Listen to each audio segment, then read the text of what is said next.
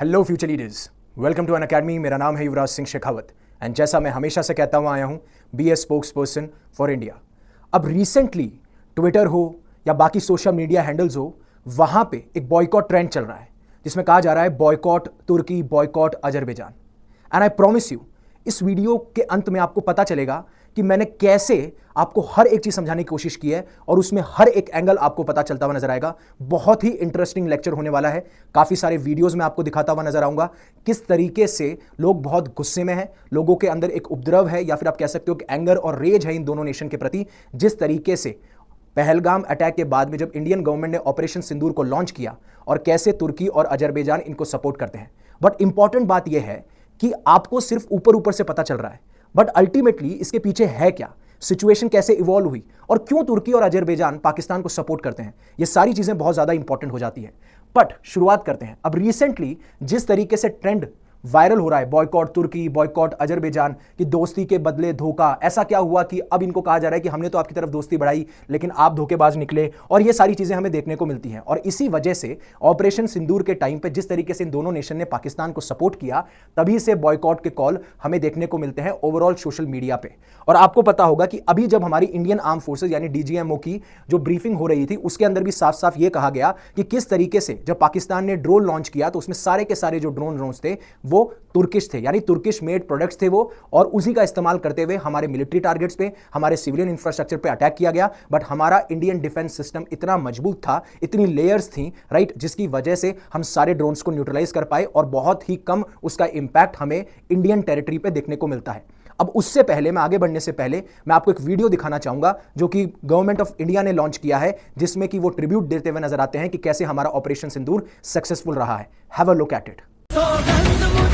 मिट्टी की मैं देश नहीं मिटने दूंगा, ये देश नहीं मिटने दूंगा।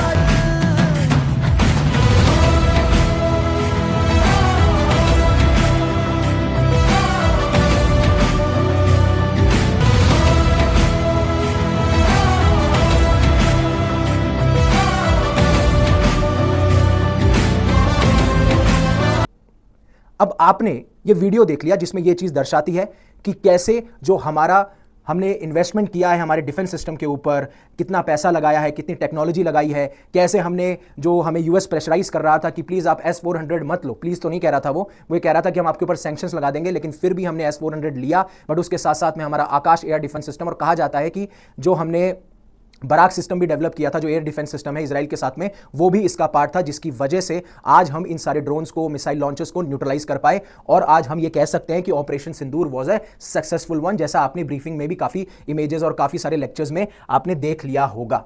अब चीजें निकल के आई कि जहां पे इंडियन ड्रोन्स ने तुर्की की मदद करी थी, कब? 2023 के अंदर। अब मैं बताऊंगा उसके पीछे क्या रीजन था। जब 2023 के अंदर हुआ क्या था कि आपको यह पता होगा कि तुर्की और जो सीरिया है वहां पे हमें बहुत ही बड़े मैग्नीट्यूड पे एक अर्थक्वेक देखने को मिला था।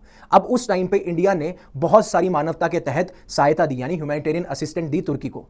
अगर आपको इसका स्केल जानना है ना, तो आप ये जानिए कि तुर्की के अंदर 53,000 लोगों की जान गई, राइट। सेकंड, अगर मैं आपको बताऊं, मिलियंस ऑफ अपार्टमेंट्स डिस्ट्रॉय हुए। और जब मैं उनके एग्रीकल्चर के प्रोडक्शन की बात करता हूं तो 20% तक उनका एग्रीकल्चर प्रोडक्शन इफेक्ट हुआ। और उस टाइम पे हमने स्टेप्स लिया। One of the first states थे हम, या नेशन थे, जिन्होंने उनके लिए सहायता भेजी हर एक तौर पे। तो यहां पे यह कहा जा रहा है कि किस तरीके से इंडियन ड्रोन्स ने तुर्की जो लोग हैं उनकी जानें बचाई, उनको रिलीफ दिया, उनके रेस्क्यू ऑपरेशन चलाए। वहीं पे जो तुर्की के ड्रोन्स हैं वो हमें मारने के लिए आए थे। आप देख सकते हैं ये इमेजेस जिसके बारे में मैं बात करता हुआ नजर आता हूं। और इसी वजह से जो नेशन क्रॉस बॉर्डर टेररिज्म फैलाता है, टेररिज्म को स्पॉन्सर करता है, अगर आप उसे सपोर्ट करेंगे तो अल्टीमेटली हम आपको सपोर्ट नहीं करते हुए नजर आएंगे। और इसी वजह से बॉयकॉट तुर्की, बॉयकॉट अजरबैजान भी ट्रेंड में चलता हुआ नजर आता है। अब हुआ यह था कि जब पहलगाम टेरर अटैक के बाद में सिचुएशन बहुत ज्यादा, आप बोल सकते हो, एस्केलेट हो गई थी इंडिया पाकिस्तान में, तो तुर्किश या फिर तुर्की है, उन्होंने अपने नेवल शिप्स भेजे थे। और जब इनसे पूछा गया तो इनके पॉलिसी एक्सपर्ट्स ये कहते हैं कि ये हमने सिमिलर विजिट जो ओमान में की थी ना, जिस तरीके से हम जाते रहते हैं वैसा हमने किया है। बट आपको यह समझना पड़ेगा कि टाइमिंग जो थी ना, उस टाइमिंग में यह साफ साफ दर्शाती है कि तुर्की उनको सपोर्ट करता हुआ नजर आता है। अब इसका एक और प्रूफ देता हूं कि कैसे मैं ये बात कर रहा हूं। जब आपके तुर्की फॉरेन अफेयर मिनिस्ट्री ने एक्स पे एक चीज पोस्ट की थी, उन्होंने कहा कि हम डेवलपमेंट्स को फॉलो कर रहे हैं जो कि पाकिस्तान और इंडिया के बीच में है, और जो अटैक इंडिया ने कैरी आउट कराया पाकिस्तान के ऊपर, वो एक रिस्क हो सकता है, उसकी एक सिचुएशन बिगड़ सकती है, ऑल आउट वॉर। यहां तक चलो ठीक था। लेकिन आगे क्या कहते हैं कि जो ये प्रोवोकेटिव भड़काऊ स्टेटमेंट्स लिए गए हैं हम उनको कंडेम करते हैं, जिस तरीके से इंडियन एयर फोर्सेस ने वहां पे स्ट्राइक्स करी है टेरर इंफ्रास्ट्रक्चर पे।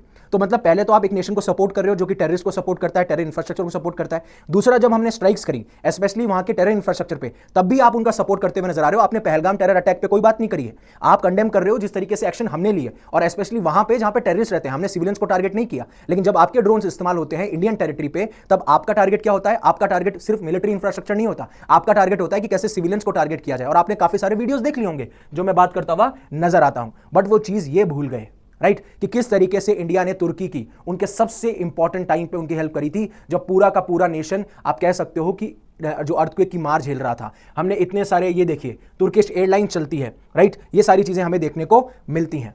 अब एक बार आप वो वीडियो देखिएगा जो मैं आपको दिखाना चाहता हूं, जिसमें साफ साफ ये निकल के आ रहा है और किस तरीके से तुर्की को जो हमने हेल्प करी, और तुर्की का फिर बाद में स्टैंड होता है किस तरीके से तुर्की ने इंडिया को बिट्रे किया। बट इसके पीछे बहुत सारे डायमेंशंस हैं, आपको ये समझने पड़ेंगे। वो मैं अभी एंड में खुलता हुआ नजर आऊंगा, सारी चीजें बताता हुआ नजर आऊंगा, कैसे यूएसए, ईरान, ग्रीस, पूरा का पूरा एक तरीके से देख लो जमावड़ा लगा हुआ है नेशंस का, लेकिन है क्या उसको समझना बहुत जरूरी है। उससे पहले अनअकैडमी लेके आया है आपके लिए बहुत सारे कोर्सेज, आप 2 और 3 साल के कोर्सेज में एनरोल कर सकते हैं। यहां पे मेरा आप कोड यूज कर सकते हैं UV50, राइट। अब इससे आगे बढ़ने से पहले एक बार आप वो वीडियो देख लीजिए जिसमें आपको पता चल जाएगा किस तरीके से तुर्की ने बिट्रे किया है। Remember February 2023, when Turkey cried out for help after the devastating earthquake, and India, without hesitation, sent planes, aid, and rescuers? But just over a year later, how has Turkey repaid India? By helping arm India's enemies, by backing terror, by choosing to side not with a democracy that saved its people, but with a state that sponsors cross-border terrorism. Yes, 300 to 400 Turkish drones were used by Pakistan to target Indian soil, military posts, civilian areas, Indian cities, all under the radar of Turkish drones flown by Pakistani hands. This is not just betrayal. This is warmongering. अब आपने ये video तो देख लिया, right, जिसमें साफ साफ बताया कि कैसे तुर्की बिट्रे करता हुआ नजर आता है, कैसे इंडिया ने उनकी हेल्प करी थी ऑपरेशन दोस्त के टाइम पे। ये सारी चीजें आपको समझ में आ गई।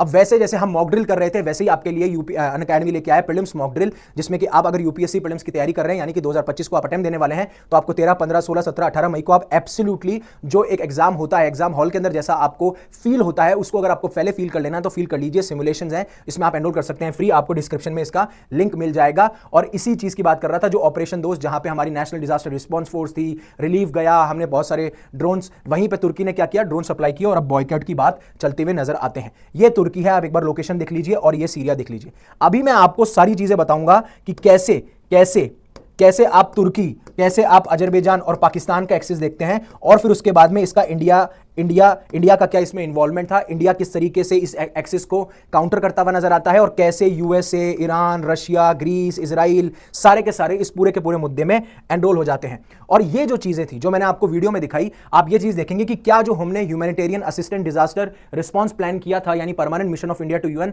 तो आप देखेंगे कि हमने 5 C-17 प्लेन लोड किए थे, जिसमें रिलीफ मटेरियल था, इक्विपमेंट थे, पर्सनल थे, जो कि 108 टन तक का था। हमने डॉग स्क्वाड्स भेजे जिस तरीके से आइडेंटिफाई कर पाए जो लोग मलबे के नीचे दबे हुए थे। हमने इक्विपमेंट्स काफी सारे भेजे, हमने हमारे मेडिकल इक्विपमेंट्स भेजे, including x-ray machines, ventilators, operation theatres, हमने हमारी टीम भेजी। साथ साथ में वहां पे हमने सेटअप किया 30 बेड मेडिकल फैसिलिटी। उन फील्ड ऑपरेशंस के दौरान में इतनी हेल्प करी, लेकिन फिर भी उनको समझ में नहीं आया, और इसी ऑपरेशन का नाम था ऑपरेशन दोस्त। और लेकिन ये ऑपरेशन दोस्त से तुर्की ने क्या किया, तुर्की ने हमें दिए ड्रोन अटैक्स, राइट। इसीलिए ये ट्रेंड चल रहा है, ये पूरी कहानी है। यहां तक बात पहुंच चुकी है, जैसे आपने देखा होगा कि जब मालदीव्स के टाइम पे हुआ था, जब प्रधानमंत्री मोदी जो लक्षद्वीप आइलैंड है उनको प्रमोट करने गए थे, और मालदीव्स ने काफी कुछ कह दिया था लक्षद्वीप आइलैंड्स के लिए, और इवन ये भी कह दिया था कि इंडिया में ऐसे बीचेस नहीं है जैसे मालदीव्स में है। तो उस टाइम पे जब हमें ट्रेंड देखने को मिला तो लोग बॉयकॉट करते हुए नजर आए, और फिर उसके बाद में मालदीव्स ने काफी सारी माफी भी मांगी। वैसे ही ट्रेंड अभी बॉयकॉट तुर्की, बॉयकॉट अजरबैजान चल रहा है, क्योंकि बहुत सारे ऐसे टूरिस्ट हैं जो इंडिया से इन देशों में विजिट करते हैं और उनकी इकोनॉमी को स्ट्रेंथन और मजबूत करते हुए नजर आते हैं। यहां तक कि जो इनके प्रोडक्ट्स हैं उनको भी बॉयकॉट करने की बात की जा रही है। आप तुर्किश प्रोडक्ट्स की बात करेंगे तो अप्लायंसेस में बैको, वेस्टल, फूड में बहुत सारे हैं, फ्रूट्स में बहुत सारे हैं, एप्पल्स आते हैं, चेरीज आते हैं, और ट्रैवल में तो तुर्किश एयरलाइंस प्रोवाइड करती है। ये सारी चीजें हमें देखने को इस टाइम पे मिल रही है, जिसके बारे में मैं बात कर रहा हूं, और ये पूरा का पूरा भरा हुआ है। इवन यहां पे इन्फ्लुएंसर, सिंगर्स, विशाल मिश्रा कह रहे हैं कि हम कभी तुर्की और अजरबैजान नहीं जाएंगे।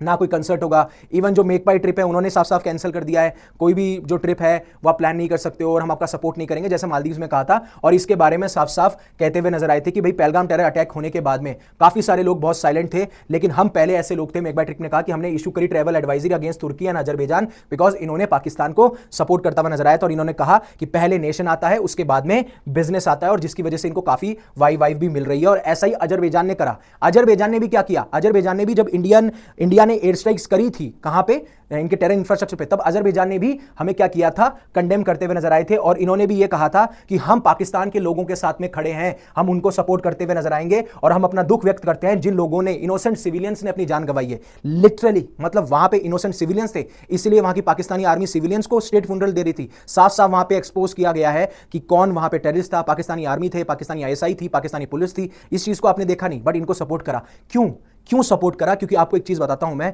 जियोपॉलिटिकल लेवल पे हर एक नेशन उस नेशन को चूज करता है जो उनके इंटरेस्ट को सर्व करता हुआ नजर आता है, और अभी मैं वो चीज एक्सपोज करता हुआ नजर आऊंगा। मैंने आपको तुर्की और सीरिया की जगह बताई, सीरिया का इसमें कोई इन्वॉल्वमेंट नहीं है। अभी आपको देखना है, यहां पे है अजरबैजान और ये है अर्मेनिया। अब कहानी शुरू होती है, और ये है तुर्की, राइट? ये आपको समझना पड़ेगा, ये तुर्की है, ये अर्मेनिया है, ये अजरबैजान है। यहां पे ये सारी चीजें हैं जो आपको देखने को मिलती है। अब जब मैं टूरिस्ट की बात कर रहा था तो आप देखेंगे कि अजरबैजान में इंडियन टूरिस्ट जाते हैं 2.50 लाख, वहीं पे इंडियन टूरिस्ट तुर्की में जाते हैं 3 लाख। अगर 2014 की बात करूं तो लगभग 4 से 5 हजार टूरिस्ट जाया करते थे, आप देखिए 3 लाख। और हर एक एवरेज कितना स्पेंड करता है, 1000 USD। तो आप लगा सकते हैं कि कितना हम इकोनॉमी में कंट्रीब्यूट करते हैं अगर हम बॉयकॉट करते हैं तुर्की और अजरबैजान की ट्रैवल को, साथ साथ में उनकी कंट्रीज में जाते हैं। आपको पता है इस्तांबुल बहुत इंपॉर्टेंट है, लोग बहुत विजिट करते हैं, बाकू जाते हैं, राइट? तो ये सारी चीजें हम क्या है, बैन कर सकते हैं। और इसकी वजह से ये, और यही पैसा, अगर आपको क्या पता पाकिस्तान को पैसा दिया जाता हो, उनको सपोर्ट किया जाता हो टेररिज्म को, तो अगर हम हैशटैग बॉयकॉट चलाते हैं तुर्की या फिर ये, तो कहीं ना कहीं इनकी इकोनॉमी को डेंट पड़ेगा और इनको पता चलेगा कि इंडिया कितनी पावरफुल कंट्री है ना। लेकिन सबसे इंपॉर्टेंट बात है कि किस तरीके से पाकिस्तान को सिर्फ दो इस्लामिक कंट्री ने सपोर्ट किया, एक था अजरबैजान और एक तरफ था आपका तुर्की। उसके अलावा आप देखेंगे तो आप इराक को देख लीजिए, जॉर्डन को देख लीजिए, कतर को देख लीजिए, वो खड़े थे इंडिया के साथ में, उन्होंने इंडिया के साथ में खड़े रहे, इंडिया के साथ में सॉलिडेरिटी बताई जब पहलगाम टेरर अटैक हुआ। यहां तक कि जो ऑर्गेनाइजेशन है इस्लामिक कॉर्पोरेशन की, वहां पे भी आप देखेंगे कि उनका न्यूट्रल स्टैंड था, मतलब उन्होंने पाकिस्तान की साइड नहीं ली है। और उसके बाद में उन्होंने यही कहा कि प्लीज आप, हम कंसर्न हैं, हम चिंता में हैं, जिस तरीके से इंडिया पाकिस्तान की टेंशन बढ़ रही है, तो साउथ एशिया की जो सिक्योरिटी है वो कहीं ना कहीं खतरे में है, तो प्लीज आप इसको धीरे धीरे डीएस्केलेट करने की कोशिश कीजिए। तो ना उन्होंने इंडिया का साइड लिया, ना उन्होंने पाकिस्तान का साइड लिया, that is fine, that is totally fine, right? But वहीं पे काफी मुस्लिम कंट्रीज हैं, उन्होंने सपोर्ट नहीं लिया पाकिस्तान का, बट ये 2 कंट्रीज थी। अब ये चीज कहां से निकल के आती है उसकी शुरुआत हम करते हैं। अब शुरू होगा पूरा का पूरा इंटरेस्टिंग गेम।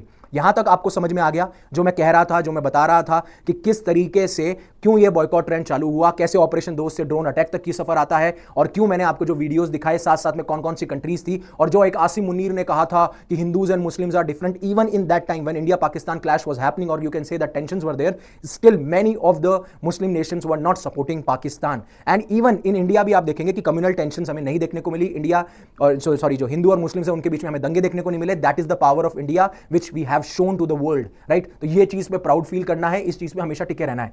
अब आपको थोड़ी सी पिक्चर समझनी पड़ेगी इस पूरे के पूरे एक्सिस की। अब एक तरफ है इंडिया, राइट? जब मैं बात करता हूं एक तरफ है इंडिया, एक तरफ है तुर्की, और एक तरफ है पाकिस्तान, और एक तरफ है अजरबैजान। अब बात यहां की है, जब पाकिस्तान को इंडिपेंडेंस मिली तब से आप देखेंगे कि तुर्की जो है पाकिस्तान को सपोर्ट करता हुआ नजर आता है।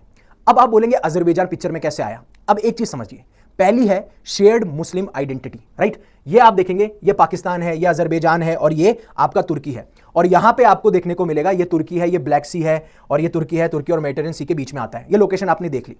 पहली चीज आपको समझनी पड़ेगी, शेयर्ड मुस्लिम आइडेंटिटी। तीनों के तीनों जो कंट्रीज हैं वो मुस्लिम मेजोरिटी नेशन है, और इसी की वजह से इनके अंदर एक सेंस आता है भाईचारे का, ब्रदरहुड का, राइट? और इस वजह से ये जो ब्रदरहुड है, ये भाईचारा ही डेवलप हुआ है। ये सबसे बड़ी चीज है। और तीसरी चीज ये है कि यहां पे आपको इन तीनों कंट्रीज के अंदर आपको क्या देखने को मिलेगा? आपको देखने को मिलेगा सुन्नी मेजोरिटी, या फिर आप कह सकते हो जो इस्लाम के अंदर जो मेजर सेक्ट कहे जाते हैं आपके सुन्नी और शिया, तो ये तीनों की तीनों कंट्रीज क्या है? सुन्नी नेशंस है, और ये मुस्लिम मेजोरिटी नेशन है जो कि एक सेंस ऑफ ब्रदरहुड डेवलप करता है यहां पे। अब दूसरी बात यह है, जब पाकिस्तान इंडिपेंडेंट हुआ था तो तुर्की ने तब से सपोर्ट किया है, और जब से कोल्ड वॉर चालू हुई थी यूनाइटेड स्टेट्स और यूएसएसआर के बीच में, जो कि एब्सोल्युटली एक कोई वॉर नहीं थी, बट हां आप कह सकते हो काफी सारे प्रॉक्सीज का इस्तेमाल किया जा रहा था, वियतनाम हो गया, आपका अफगानिस्तान हो गया, इन सब का। उस टाइम पे भी तुर्की ने पाकिस्तान का सपोर्ट किया था, क्योंकि काफी सारी ऑर्गेनाइजेशन में एक दूसरे को सपोर्ट करते हुए नजर आते थे, और इवन तुर्की ने कश्मीर के ऊपर भी बहुत सारी बात करी है। कश्मीर के ऊपर भी पाकिस्तान का जो स्टांस रहता है कि कश्मीर हमारा हिस्सा है, उसमें भी तुर्की, चाहे से यूनाइटेड नेशन हो, चाहे से ऑर्गेनाइजेशन ऑफ इस्लामिक कॉर्पोरेशन हो, वहां पे भी कश्मीर के स्टांस पे पाकिस्तान का सपोर्ट ये करते हुए नजर आते हैं। तो पहली चीज, ये तीनों नेशन क्या है? तीनों नेशन मुस्लिम मेजोरिटी नेशन है, उसकी वजह से ब्रदरहुड आता है। दूसरा है कि तुर्की ने पाकिस्तान का हमेशा से सपोर्ट किया है क्योंकि ये मुस्लिम नेशंस हैं, और तुर्की जिस तरीके से पाकिस्तान का सपोर्ट करता है, राइट, क्यों? कश्मीर के स्टांस पे, चाहे वो यूनाइटेड नेशन हो, ऑर्गेनाइजेशन ऑफ इस्लामिक कॉर्पोरेशन हो, इवन अभी जब वो विजिट पे आए थे तुर्की के प्रेसिडेंट, तब भी उन्होंने ये बात करी थी। फिर आता है पाकिस्तान। अब पाकिस्तान क्या करता है? पाकिस्तान सपोर्ट करता है तुर्की का। क्यों? क्योंकि तुर्की और ग्रीस के बीच में, राइट, क्या है? तुर्की और ग्रीस के बीच में क्या चल रहा है? क्लेम चल रहा है। किसके पीछे? एक डिस्प्यूट चल रहा है ट्रीटी के, एक टेरिटरी के पीछे जिसका नाम है रिपब्लिक ऑफ साइप्रस। ग्रीस ये क्लेम करता है कि ये हमारा रीजन है, और तुर्की ये क्लेम करता है कि हमारा रीजन है, और उसमें पाकिस्तान तुर्की का सपोर्ट करता हुआ नजर आता है, राइट। यहां तक समझ में आया?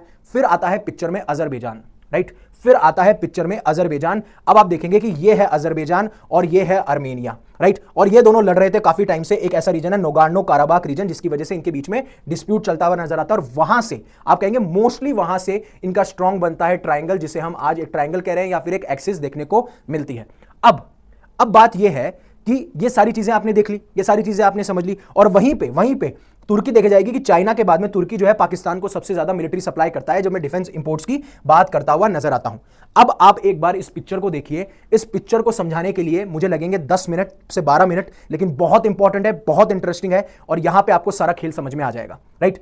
अब यहां पे इंडिया है, राइट, क्या है? यहां पे इंडिया है, राइट। अब इंडिया में क्या हुआ? इंडिया में भैया पहलगाम टेरर अटैक हुआ, उसके बाद ऑपरेशन सिंदूर, और उसके बाद में आपको देखने को मिलता है कैसे पाकिस्तान के फेवर में तुर्की आता है, और फिर उसके बाद में अजरबैजान आता है। मैंने पहली चीज बताई, तीनों के तीनों क्या है? तीनों के तीनों है भैया मुस्लिम नेशंस। क्या है? मुस्लिम नेशंस। इसकी वजह से ब्रदरहुड डेवलप होता है। जब पाकिस्तान आजाद हुआ 1947 में, तब से तुर्की सपोर्ट करता हुआ नजर आ रहा है। जो भी इंटरनेशनल ऑर्गेनाइजेशन है तब भी सपोर्ट किया, उसके बाद में कश्मीर के स्टांस पे भी सपोर्ट किया। पाकिस्तान ने तुर्की का जो क्लेम है साइप्रस के ऊपर, उसमें सपोर्ट किया, और तुर्की किसके अगेंस्ट है? तुर्की अगेंस्ट है ग्रीस के। किसके ऊपर? साइप्रस एक रीजन है उसके ऊपर। तो यहां पे क्या हुआ? ग्रीस हो गया, तुर्की हो गया, अब पाकिस्तान आ गया, इन दोनों को सपोर्ट मिल गया। अजरबैजान, अब आपको पता होगा 1991 में यूएसएसआर यानी सोवियत यूनियन का डिसइंटीग्रेशन होता है, वहां से क्रिएट होता है अजरबैजान। अब अगेन अजरबैजान भी क्या है? अजरबैजान भी एक मुस्लिम कंट्री है, राइट, एक मुस्लिम कंट्री है। अब अजरबैजान और आर्मेनिया, राइट, अजरबैजान और आर्मेनिया में कंफ्लिक्ट किसको लेके है? इनको लेके है नागार्नो काराबाख रीजन, जो मैंने आपको भी बताया था। ये देखिए यहां पे ये वाला जो रीजन है नागार्नो काराबाख रीजन को लेके इनके बीच में कंफ्लिक्ट हमको देखने को मिलता है। अब ये क्या है? ये भाई साहब है क्रिश्चियन कंट्री, ये भाई साहब है क्रिश्चियन कंट्री। तो इसको सपोर्ट कौन दिया? पाकिस्तान, तुर्की, अजरबैजान ने सपोर्ट दिया। यहां तक कि जब अजरबैजान 1991 में बना था, कोल्ड वॉर जब खत्म हो गई थी, यूएसएसआर का डिसइंटीग्रेशन हो गया था, तो तुर्की पहला ऐसा स्टेट बना था या नेशन बना था। उसके बाद में पाकिस्तान दूसरा ऐसा नेशन बना था जिसने अजरबैजान को एज अ कंट्री रिकॉग्नाइज किया था, और तब से ही ये एक्सिस हमें देखने को मिलता है। बट मोस्टली ये एक्सिस पावरफुल कब हुआ? ये ट्रायंगल और एक्सिस पावरफुल हुआ 2020 में, जब नागार्नो काराबाख रीजन के ऊपर क्या है, ये अजरबैजान को सपोर्ट करते हुए नजर आते हैं। और मैं आपको बताऊं 1990s के टाइम पे अजरबैजान जब आर्मेनिया की लड़ाई हुई थी, तो आर्मेनिया का उस पे कंट्रोल हो चुका था नागार्नो काराबाख पे। अब आप बोलेंगे नागार्नो काराबाख इतना क्या इंपॉर्टेंट हो गया? अब ऑफिशियली देखा जाए तो वो अजरबैजान की टेरिटरी है, बट उसमें मोस्टली रहते हैं आर्मेनियंस, इसलिए आर्मेनियंस नागार्नो काराबाख रीजन पे क्लेम करते हुए पाए जाते हैं और उसके लिए लड़ते हुए पाए जाते हैं, और ये डिस्प्यूट हमें देखने को मिलता है, और यहां पे ये एक दूसरे को सपोर्ट करते हैं। अब होता क्या है? पाकिस्तान, मैंने आपको बताया, अब दूसरा एंगल आते हैं। पहला शेयर्ड मुस्लिम ब्रदर, फिर उनके बाद में इनका मुस्लिम नेशंस होने की वजह से एक शेयर्ड कल्चर है, शेयर्ड हेरिटेज है, राइट, तुर्की का आइडेंटिटी है। दूसरा आता है मिलिट्री इन्वॉल्वमेंट या मिलिट्री रिलेशन। अब पाकिस्तान क्या करता है? तुर्की से, अब तुर्की क्या है? तुर्की पाकिस्तान का सेकंड लार्जेस्ट ऐसा नेशन है जो उनको डिफेंस इंपोर्ट कराता है। तो चाहे से आप ड्रोन्स ले लीजिए, चाहे से आप नेवल वेसल्स ले लीजिए, या फिर कोई मिलिट्री इक्विपमेंट्स ले लीजिए, ये सारी चीजें हमें देखने को मिलती है तुर्की जब पाकिस्तान की सपोर्ट करता है तो, राइट। इसमें इनके दोनों के टाइज देखने को मिलते हैं when it comes to military as well, ठीक है। वहीं पर जब मैं अजरबैजान की बात करता हूं, तो जब ये 2020 में वॉर चल रही थी नागार्नो काराबाख, उसमें होता क्या है कि तुर्की अजरबैजान को भी क्या करता है? ड्रोन सप्लाई करता है, अजरबैजान को डिप्लोमेटिक सपोर्ट प्रोवाइड करता हुआ नजर आता है। वहीं पर पाकिस्तान जो है इनको मिलिट्री सप्लाईज देता हुआ नजर आता है, राइट। और अभी पाकिस्तान ने अजरबैजान के साथ में एक डील भी करी है 1.6 बिलियन डॉलर्स की, जहां पे ये आपका JF-17 थंडर फाइटर्स भी अजरबैजान को प्रोवाइड करेंगे। तो अल्टीमेटली एक जो चीज रिलीजन से, कल्चर से, हिस्ट्री से शुरू हुई थी, अब वो जियोपॉलिटिकल लेवल पे कैसे फाइनेंस, कैसे ट्रेड और साथ साथ में कैसे मिलिट्री को डेवलप किया जाए, वहां तक पहुंच चुकी है। अब ये एक्सिस जो है ऐसे डेवलप हो जाता है। आर्मेनिया बेचारा जो है अभी अपना वो रीजन लगभग खो चुका है। अब आता है इंडिया। इंडिया ने इस एक्सिस को काउंटर करने के लिए क्या किया?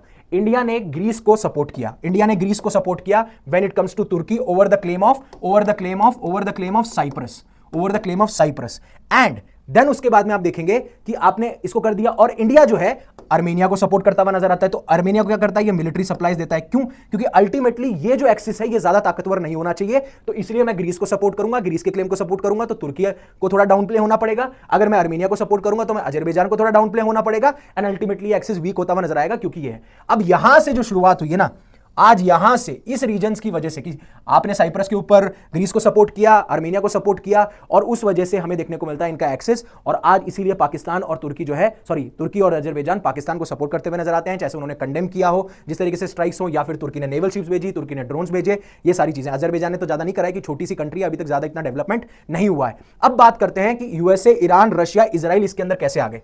अब आपको एक चीज समझनी पड़ेगी, ईरान का क्या हुआ। अब एक चीज होती है कि जो तुर्की, पाकिस्तान और अजरबैजान है, ये अपने आप को थ्री ब्रदर्स कहते हैं, और इन्होंने एक मिलिट्री ड्रिल भी कराई थी 2021 के अंदर, इन्होंने एक मिलिट्री ड्रिल कराई थी, उसमें ईरान हो जाता है चौकन्ना। क्यों? क्योंकि ईरान कहता है कि इस्लामिक रिपब्लिक के हेड कौन, हम हैं। इस्लामिक रिपब्लिक का मतलब एक ऐसा स्टेट जिसको गवर्न किया जाएगा इस्लामिक लॉ से, यानी शरिया लॉ से गवर्न किया जाएगा, और वहां पे जो रिप्रेजेंटेटिव्स होंगे उनको इलेक्ट किया जाएगा। अब इसके बाद में ईरान जो है, ईरान चाहता है कि वो इस्लामिक रिपब्लिक का हेड बने, और उसके बाद में पाकिस्तान ने सबसे पहली बार इसको टाइटल को अडॉप्ट कर लिया था। तो जब पाकिस्तान, तुर्की, अजरबैजान के साथ में एक्सेस बनाता है और ये फिर मिलिट्री डील्स करते हुए नजर आते हैं, थ्री ब्रदर्स कहते हुए नजर आते हैं, तो ईरान सोचता है कि अब मुझे पिक्चर में आना पड़ेगा, and that's why Iran aligned with Armenia. अब आप बोलेंगे कि फिर इजराइल और यूएसए क्या करते हैं। देखिए, आपको लग रहा होगा कि यूएसए जो है, क्यों अभी आर्मेनिया के साथ इंडिया खड़ा है, बट इतना बहुत ही ओपनली नहीं खड़ा है, वो पीछे से मतलब बैकडोर से आप कह सकते हो ज्यादा सपोर्ट करता नजर आता है। तो ईरान किसके साथ आता है? ईरान आता है आर्मेनिया के साथ में। अब बचा कौन? बचा रशिया। अब रशिया क्यों आता है? रशिया आता है ईरान के साथ में सपोर्ट में। जिस तरीके से आपको पता है, रशिया, ईरान, चाइना का एक एक्सिस बना हुआ है, क्योंकि जो आपका आप ये देखेंगे कि जो साउथ चाइना सी है, वहां पे रशिया, ईरान और चाइना को सपोर्ट करते हैं। वहीं पे जब आप मिडिल ईस्ट की बात करेंगे तो ईरान को रशिया, चाइना सपोर्ट करते हुए नजर आते हैं, और जब रशिया की बात आएगी तो ईरान, चाइना सपोर्ट करता हुआ नजर आता है। ये सारी चीजें हमें देखने को मिलती हैं। तो रशिया भी चाहता है कि इस्लामिक रिपब्लिक का इंफ्लुएंस यहां पे ज्यादा ना बढ़े, ये कहता हुआ नजर आता है, बट अल्टीमेटली ये जो एक्सिस है इसको कमजोर करने के लिए ये करता है। तो ये जो तीनों का एक्सिस है, ये यहां पे बनता है रशिया, ईरान। हालांकि रशिया का इन्वॉल्वमेंट इतना ज्यादा नहीं है, बट अब अजरबैजान के खिलाफ खड़ा हो गया कौन? Iran, right. अब ईरान का दुश्मन कौन? ईरान का दुश्मन इजराइल। तो इजराइल कहां खड़ा होता है? इजराइल खड़ा होता है अजरबैजान के खिलाफ। अब इजराइल का एलाई कौन? इजराइल का एलाई यूएसए। हालांकि यूएसए थोड़ा न्यूट्रल स्टांस करके रखता है, इसलिए ज्यादा हमें आपको देखने को नहीं मिलेगा यूएसए और इजराइल का इतना इन्वॉल्वमेंट। हालांकि है यूएसए इजराइल का इतना इन्वॉल्वमेंट, बट उतना नहीं है, ये न्यूट्रल स्टांस बना के चलते हैं। बट हाँ, एक बैकिंग के तौर पर, एक दिखाने के तौर पर कि ये सिचुएशन नजर आ रही है, और ये कॉम्प्लेक्सिटी है जिसकी वजह से आज आप देख रहे हैं कि तुर्की और अजरबैजान ने पाकिस्तान का साथ दिया, जिसकी वजह से हमें बॉयकॉट ट्रेंड देखने को मिलता है। और अल्टीमेटली यही सारी रीजन है जिसकी वजह से हम ये चीज देख रहे हैं। और इसलिए इंडिया ने जब ग्रीस का सपोर्ट किया, आर्मेनिया का सपोर्ट किया, बैकडोर से किया हो, डायरेक्टली किया हो, जो भी है, उसकी वजह से हमें ये पूरा का पूरा एक जियोपॉलिटिकल, आप कह सकते हो, कॉम्प्लेक्सिटी देखने को नजर आ रहा है। और सबसे अच्छा कंट्री कौन है? आप देखो, इसमें रशिया है, इसमें इंडिया है, इसमें यूएसए है, इसमें सब है, बट सबसे अलग मजा कौन ले रहा है? चाइना। बस यही सारा खेल था जो मैं आपको समझाने की कोशिश कर रहा था, उस, है ना, राइट। तो आपको अच्छे से समझ में आया होगा। अच्छा लगा हो तो प्लीज लाइक कीजिए, नोटिफाई बटन दबा दीजिए, ये बहुत ज्यादा इंपॉर्टेंट था आप सभी लोगों के लिए। Thank you very much for giving me your precious time. Stay safe, stay happy. But उससे पहले अनअकैडमी आपके लिए लेकर आया स्कॉलरशिप टेस्ट, जिसमें कि आप 100% तक की स्कॉलरशिप जीत सकते हो। आईपैड जीत सकते हो, अमेजन किंडल स्क्राइब जीत सकते हो, हेडफोन जीत सकते हो, स्मार्ट वॉचेस जीत सकते हो, बहुत सारी चीज जीत सकते हो। डिस्क्रिप्शन में आपको लिंक मिल जाएगा। So again, thank you very much for giving me your precious asset, that is your time. Stay safe, stay happy. जय हिंद, जय भारत।